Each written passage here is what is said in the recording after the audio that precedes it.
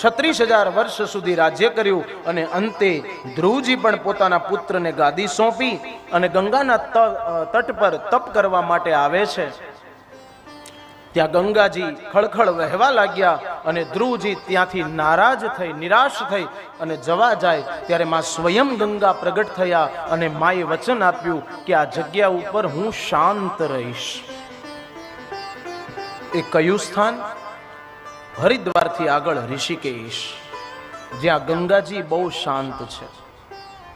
પ્રવાહ ભલે થોડો વધારે અખંડ છે, પરંતુ જેટલો હરિદ્વારના ગંગાજીનો ખળખળ ખળખળ અવાજ છે તેટલો ઋષિકેશમાં નથી. તો એવા ધ્રુવજીએ ભગવાનનું તપ કર્યું છે અને ભગવાનનું તપ કરી ભગવાનને પ્રસન્ન કર્યા છે. બચપણથી જેમને ભગવાનને મેળવેલા એવા ધ્રુવજીને સ્વયં લેવા માટે ભગવાનના પાર્ષદો આવ્યા. માં સુનીતિને પણ સાથે લીધા છે અને ભગવાનના લોકમાં ગયા છે, ભગવાનના શરણમાં ગયા.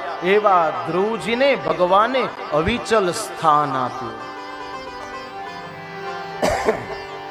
એટલા માટે આપણે ત્યાં હજી મધ્ય ગુજરાતમાં વિવાહ પદ્ધતિમાં ધ્રુવના તારાના દર્શન કરવાનું મહત્વ છે. જે ભગવાનને ભજે છે, જે પરમાત્માની પ્રાપ્તિ કરે છે એને અવિચલ સ્થાન મળે છે.